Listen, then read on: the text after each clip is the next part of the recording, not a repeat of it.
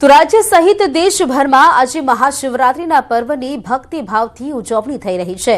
શિવાલય હર હર મહાદેવના નાદથી ગુંજી ઉઠ્યા છે।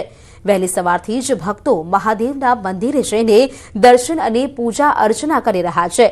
આ તરફ સોમનાથમાં પણ મહાદેવજીના દર્શન માટે મોટી સંખ્યામાં શ્રદ્ધાળુઓ ઉમટ્યા છે। વાત કરીએ ભવનાથના મેળાની તો મહાશિવરાત્રીના મેળાનો આજે અંતિમ દિવસ છે, જેથી ભવનાથમાં ભક્તોનું ઘોડાપૂર ઉમટ્યું છે। આ ઉપરાંત રાજ્યના અન્ય શિવાલયોમાં પણ ભક્તો દર્શન માટે પહોંચ્યા હતા।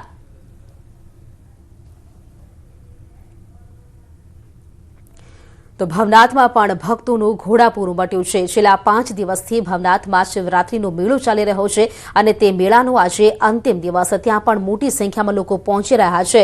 મહાશિવરાત્રીના પર્વની આજે ભક્તિભાવથી ઉજવણી કરવામાં આવી રહી છે। તમામ જે શિવાલયો છે, મંદિરો છે, તે હર હર મહાદેવના નાદથી આજે ગુંજી ઉઠ્યા છે। વહેલી સવારથી જ ભક્તો મોટી સંખ્યામાં મંદિર ખાતે પહોંચી રહ્યા છે। આ દ્રશ્યો પણ આપ જોઈ શકો છો। ભક્તોમાં એક અનેરો આનંદ અને ઉત્સાહ।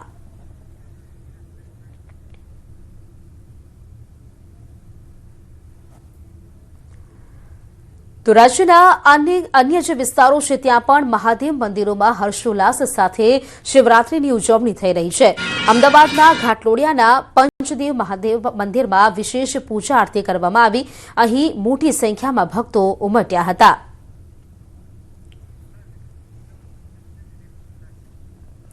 વધુ જાણકારી મેળવીશું। સંવાદદાતા વિભુ મારી સાથે જોડાઈ ગયા છે। ત્યાંના માહોલથી આપણે પરિચિત થઈશું।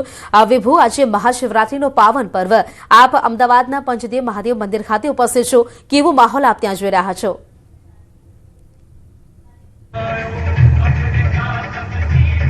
આજે મહાશિવરાત્રી અને મહાશિવરાત્રીના પાવન પર્વ ઉપર દેશભરમાં શિવ મંદિરોમાં છે વિશેષ ઉજવણી થઈ રહી છે। મહાઆરતી થઈ રહી છે, મહાપૂજા થઈ રહી છે। ત્યારે આપ જોઈ શકો છો કે અમદાવાદનું પંચદેવ મહાદેવ મંદિર છે કે જ્યાં વિશેષ આરતી છે તે કરવામાં આવી છે અને અત્યારે ભગવાનની પાલકી યાત્રા છે તે નીકળી રહી છે।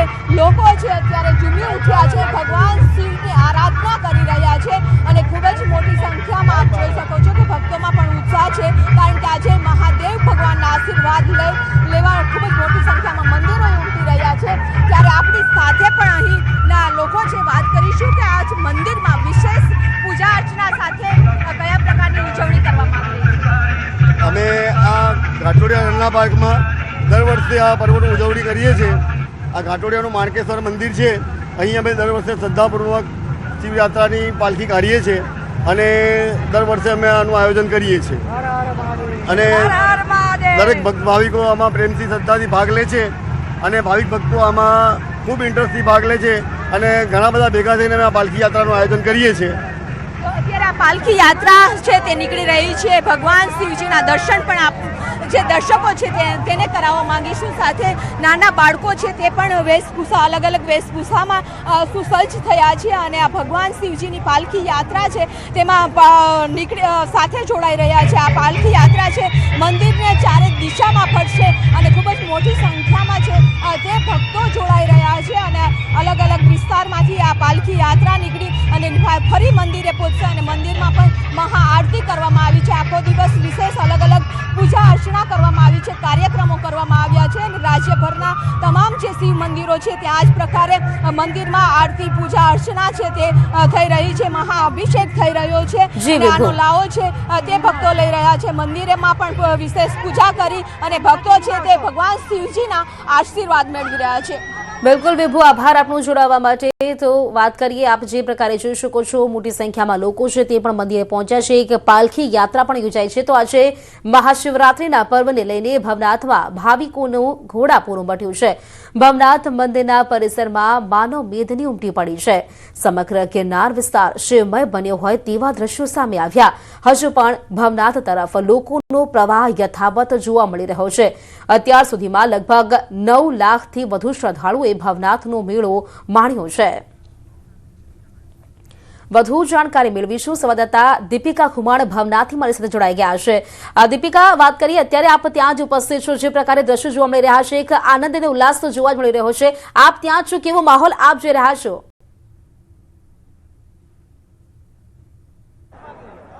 બિલકુલ પ્રીતિ, ભવનાથના મેળાની અંદર વર્ષોથી લોકો જોડાય છે અને જ્યારે પણ જોડાય ત્યારે એક અલગ જ આધ્યાત્મિક અનુભવ છે તે લોકો કરતા હોય છે.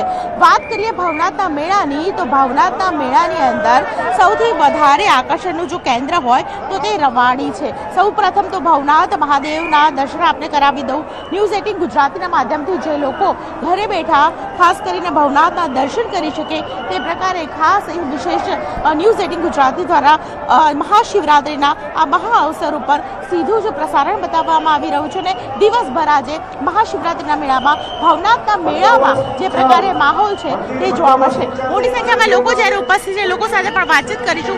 ભાઈ, ક્યાંથી આવ્યા છો અને કેવી રીતે આવ્યા એ કહેશો? હું બેઝિકલી રાજકોટથી આવું છું હા. અને બહુ વહેલી સવારથી હું ચાલતા અહીંયા આવ્યો અને જાણીને જોઈને ખૂબ જ આનંદ થયો.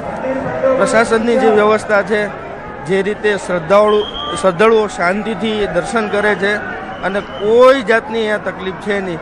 એટલે પહેલાં તો અનેક શુભકામનાઓ શિવરાત્રિના પર્વ ઉપર દરેક શ્રદ્ધાળુને, દરેક સનાતનીને ભગવાન શિવની કૃપા, ભગવાન ભવનાથની કૃપા દરેકના ઘરમાં રિદ્ધિ, સિદ્ધિ અને સમૃદ્ધિ આપે તેવી પ્રાર્થના. જય ગિરનારી. ગિરનારી અને હર હર મહાદેવના નાદથી ભવનાથના મેળામાં ગુંજારો થઈ રહ્યો છે. તમે શું કહેશો? આપ ક્યાંથી આવ્યા છો? હું દાહોદથી આવ્યો છું દાહોદથી આવ્યા અને પહેલી વાર આવ્યો છું. પહેલી વાર આવ્યા છો. કેવો અનુભવ રહ્યો તમારો પહેલી વાર? બહુ સારું છે, બહુ અદ્ભુત છે એકદમ. બિલકુલ બિલકુલ. અહીં મોટી સંખ્યાની અંદર જ્યારે લોકો આવતા હોય, આપ જોઈ રહ્યા છો, હૈયુંથી હૈયું દળાય તેટલી ભીડ પ્રીતિ અહીં જોવા મળી રહી છે. જ્યારે મોટી સંખ્યાની અંદર જ્યારે લોકો આવતા હોય ત્યારે તેની માટે અરેન્જમેન્ટ પણ એ પ્રકારે કરવું પડે અને વ્યવસ્થા પણ એ પ્રમાણે ગોઠવાઈ પણ છે. જય ગિરનારી બોલતા બોલતા ઘણા બધા લોકો આવ્યા છે. ક્યાંથી આવ્યા છો બેન? રાજપીપળાથી રાજપીપળાથી આવ્યા છો. નર્મદા જિલ્લો. નર્મદાથી કેટલા વાગે નીકળ્યા હતા? કેવી રીતે? બિલકુલ દીપિકા, આભાર આપનું જોડાવા માટે. તો આપે જે પ્રકારે જોયું, મોટી સંખ્યામાં લોકો અત્યારે ભવનાથ ખાતે પહોંચ્યા છે. છેલ્લા 5 દિવસથી લગભગ 9 લાખ જેટલા લોકો અત્યારે ત્યાં પહોંચી ચૂક્યા છે. શિવરાત્રીના પાવન પર્વને લઈને સોમનાથ મહાદેવ મંદિર ખાતે વહેલી સવારથી જ ભાવિકોની ભીડ જામી છે. વહેલી સવારે 4 કલાકથી જ મંદિરના દ્વાર ખોલતા ભાવિકોની ભીડ ઉમટી હતી. તો આજે મંદિરના દ્વાર સતત 42 કલાક સુધી ખુલ્લા રહેશે. આજે શિવરાત્રીને લઈને સોમનાથ મંદિર પરિસરમાં પાલખી યાત્રાનું પણ આયોજન કરવામાં આવ્યું છે અને દેશભરમાંથી મોટી સંખ્યામાં ભક્તો પહોંચી રહ્યા છે. આપ જોઈ શકો છો કે લોકોનો ખૂબ જ ઉત્સાહ છે. લાખોની સંખ્યામાં આજે ભક્તો અહીં આવવાની અમારી અપેક્ષા છે અને સવારની આરતી થઈ ચૂકી છે. અત્યારે ધ્વજારોહણ થવા જઈ રહ્યું છે. લોકો ખૂબ જ ઉત્સાહિત છે. બહુ સારી રીતે દર્શન કર્યા છે. અમે નહોતી ખબર એના વિશે પણ વધારે જાણકારી લીધી છે અંદર બેઠા અને લગભગ મેં 1008 વાર નામ લીધા ભગવાનના અને બહુ જયકારો કરાવ્યો છે. આજે શિવરાત્રીના દિવસે દર્શન કરવા આવે, બધી બહુ વ્યવસ્થા બહુ સરસ છે અને એટલી બધી ભીડ છે પણ છતાં અમને આરામથી સરસ દર્શન થઈ ગયા છે. અને મારું તો એવું જ કેવું છે કે દર વર્ષે એકવાર શિવરાત્રીમાં અહીંયા આ જ્યોતિર્લિંગમાં દર્શન કરવા બધાને અવશ્ય આવવું જ જોઈએ. બહુ જ મસ્ત અનુભૂતિ થઈ છે અમને. અહીંયા સોમનાથની વ્યવસ્થા પણ આ લોકોની બહુ જ મસ્ત છે.